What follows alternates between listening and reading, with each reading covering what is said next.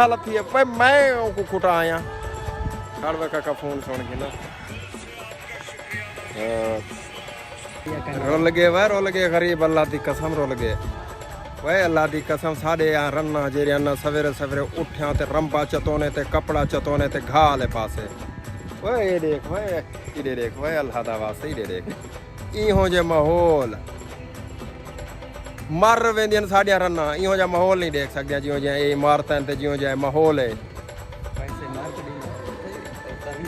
क्या करूँ असा साढ़े अपने हड गल गए समान जावे साढ़े अपने हड गल गए असा नहीं सुधरे आज तक ते साड़ियां फैमिलियां भी नहीं सुधरी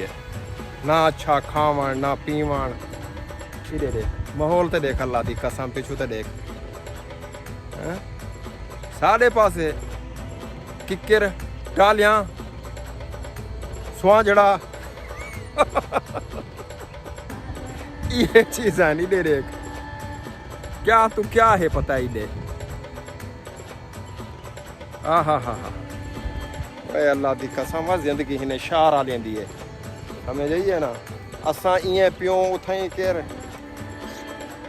खुआर से जलील से जमीन रहा ते यके को घाटा आया पे हो कोई कह नहीं सुधरिया पे जब सुधरिया जी कूड़े को मेरी सही यार हम भी गलत थी भाई मैं को कुटा आया काड़वा का फोन सुन के ना एक मिनट काका हाँ हाँ हाँ हाँ इन्हें किने कल वाली पर्ची हो से इन्हें को 1.5 किलो तेल ला दियो चार्जेस कर किलो ने को आके दवाई आ गई 200 ठीक है केरी जगह ते डिलीट की है दोस्तों साड़ियां कोई आदे सारी डा मन लथी है कोई आदे 11 मन कोई आदि 20 मन कणक लथी है राइट 2100-2200 रुपया एक मन कणक इतना देखो ये देख हे हिने को कोई कणक रहावणी है खाद चावणी है तेल चावणे स्प्रे चावणे उक्का रेड़ी लैंदे न इत्थां कर फरूटे वाली उक्का फरूटे वाली रेड़ी लैंदे न शाम को 3000 रुपया चाह ते सकून नाल घर वंज बहांदे न साडे 4 लाख रुपया थे पैसे सौदा 11 भी घेराती खड़ा मैं 12 भी घेराती खड़ा वह ताजी रेड़ी लेंदे नहीं था के ये देख माहौल ते देख अल्लाह दी कसम ये देख ताजी रेड़ी लेंदे शाम को खुश खुरम अपने बालें को चाहते आ गए थे कि पिज़्ज़ा शीज़ा खवाइयो ने पिज़्ज़ा शीज़ा खवा होने को ओ सकून दा 11 बजे घर वंज सुते वल सवेरे उठया जिहो जा कोई दा कारोबार है कितना सकून दा बेहतरीन माहौल बढ़िया लिखे लोग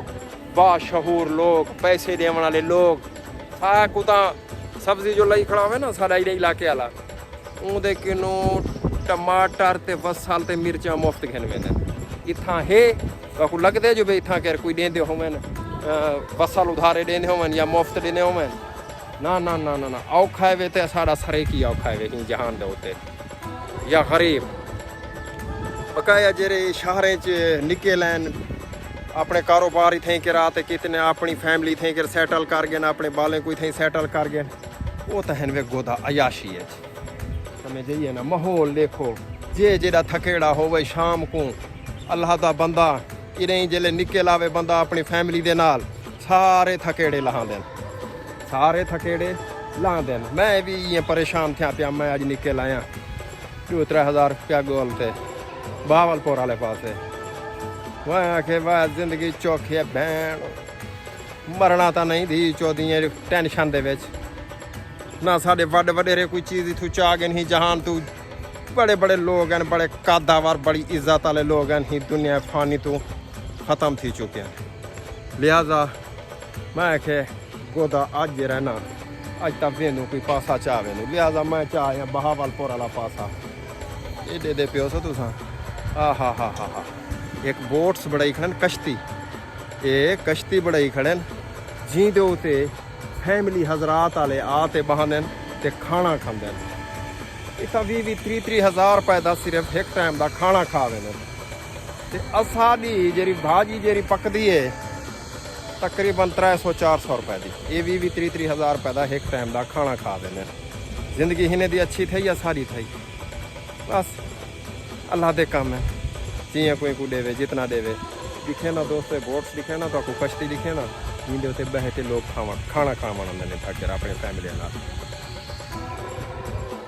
ये है वे दोस्तों इंडेस क्वीन ये तले ये पानी छोड़ी खड़े ये जियां कि जी सारी सीमेंट दी बड़ी हुई है सीमेंट ते लकड़ दी ते वे शीशा लगाया है दे पियो एक बोट्स नुमा कश्ती नुमा बड़े ही खड़े इहदे च आते फैमिली हजरात आले अपने बालें को खाना वगैरह खांदे पे ने ये तले दिखे वे इंडेस क्वीन तले पानी छोड़ी खड़े ये दे पियो ये विच पूरी बोट्स बड़ी हुई है कश्ती बड़ी हुई है इहदे च आते अपनी फैमिली हजरात वाले जेह्ड़े मोटे लोग होंदे ने पैसे वाले होंदे आते अपने फैमिलियां कोई था घर खाना खावे ने ही सां को मैं आदा प्याम जो बेजरा पैसे वाला है ना वो इतना खुश है ही जहान दे उते ही दुनिया दे उते ये माहौल देखो असा गरीब शोदे साडे वडेरे बई साडे बुजुर्ग इतना कर कमा देहाते में विच हड्डियां रुल गए एक टाइम की रोटी नहीं खा सकते चंगी जी इधर देखो दोस्तों लव थी गया मेरे YouTube चैनल वखरा विलागर क्या वखरा विलागर को सब्सक्राइब करे तो बेल आइकन होगी तो बहुत छोड़े से जो है कि नेक्स्ट आने वाला वीडियो तुम्हारे तक पहुँचते रहा है तुम्हारा सरेकी भिरा डॉक्टर मोहम्मद अमजद बलोच सिद्धपुर।